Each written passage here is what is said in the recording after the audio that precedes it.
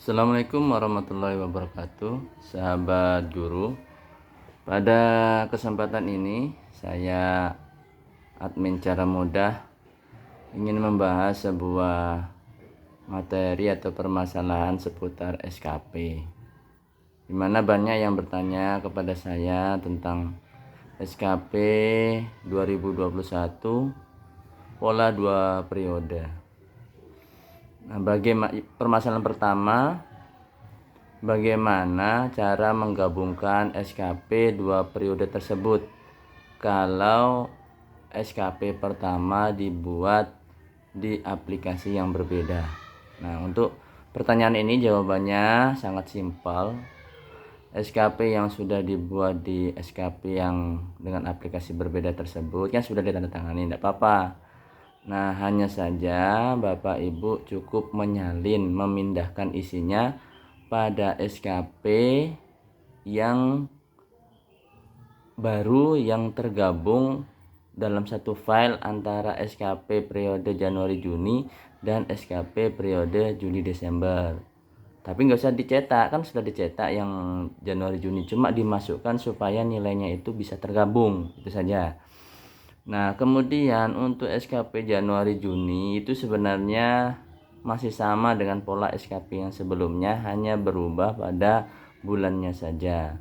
Lalu ada penambahan penilaian kinerjanya, itu formatnya ada di SKP yang baru yang revisi 4 ya, gunakan revisi 4. Kemudian pertanyaan yang kedua tentang kepala sekolah.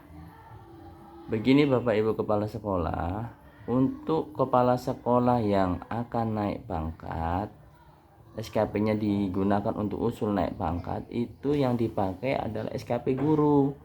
Karena yang mau dinaikkan pangkatnya itu gurunya, bukan jabatan kepala sekolahnya.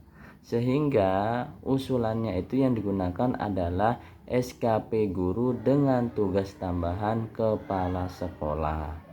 Nah, adapun SKP yang dibuat sebelumnya itu dengan uraian-uraian seperti menandatangani ijazah, menandatangani SPM itu tidak dipakai karena itu laporan kegiatan kepala sekolah sebenarnya yang dituangkan dalam SKP. Itu kan angka kreditnya 0 juga, tidak termasuk yang akan digunakan untuk naik pangkat. Karena SKP yang digunakan untuk naik pangkat, apa yang kita tulis semuanya dilampirkan.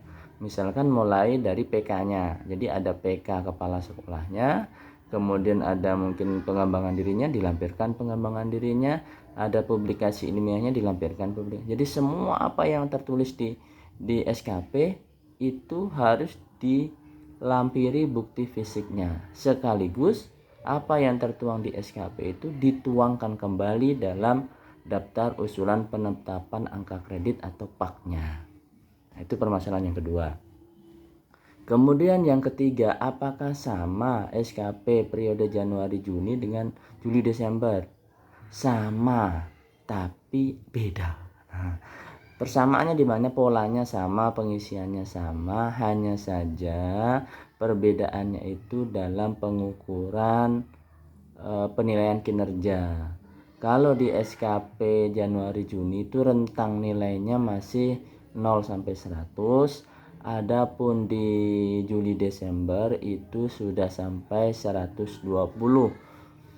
Ya, jadi rentang nilainya berbeda. Tapi tidak semua guru boleh memberikan nilai 120. Kategorinya seperti apa? Nah, ini terjawab di pertanyaan ketiga. Pertanyaan ketiga masalah ide baru. Nah, ide baru itu gimana? Apakah kita boleh asal isi aja di situ 1, 2 atau 3? Nah, enggak boleh Bapak Ibu ya, enggak boleh. Itu kita untuk dapat mengisi kita mempunyai ide baru atau tidaknya harus dilampiri dengan rekomendasi dari atasan. Nah, dalam rekomendasi itu di situ atasan menjelaskan ide baru dalam bentuk apa yang sudah disampaikan dan dilaksanakan, bukan hanya disampaikan. Kalau cuma Pak saya punya ide nanti begini-begini tapi belum dilaksanakan, enggak, belum boleh. Jadi yang namanya SKP tahunan ini yang dilaporkan ini artinya sesuatu yang sudah dikerjakan. Kalau cuma baru retorika atau keinginan-keinginan, nah itu banyak orang bisa, tapi yang bisa menerapkan itu yang diberi. ide pokok. Nah, itu yang bisa mendapatkan nilai sampai dengan 120. Kalau nggak bisa ya mentok pun 100, ya mentok 100. Nah, itu Bapak Ibu. Nah, kemudian di SKP Juli Desember itu juga akan ada nilai integrasi penggabungan antara nilai SKP yang pertama dengan SKP yang kedua, periode kedua. Nah, makanya ini penting dibuat dalam satu aplikasi, sehingga nanti nilai yang sudah kita input akan digabungkan. Apakah otomatis dibagi dua, Pak? Tidak.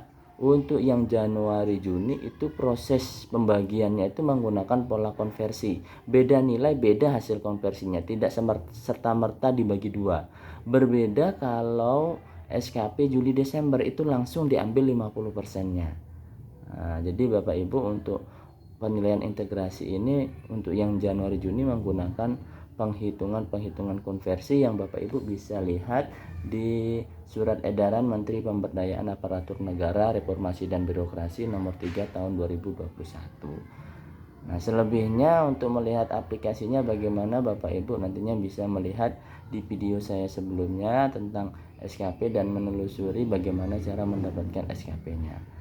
Nah, SKP ini perlu Bapak Ibu ketahui, saya tidak berikan secara bebas karena masih ada di dalamnya layanan jasa konsultasi. Makanya untuk pembuatannya, untuk pembuatan unit kerjanya langsung saya yang kerjakan, dan saya yang akan memberikan penjelasan tentang bagaimana cara pengisiannya. Jangan dapatkan dari pihak lain, karena jika Bapak Ibu melakukan konsultasi melalui nomor yang tertera, saya mohon maaf tidak bisa layani karena Bapak Ibu tidak mengambil dari sumber yang aslinya. Saya khawatir aplikasi itu sudah dibongkar secara paksa dan punya potensi rumus-rumusnya akan rusak.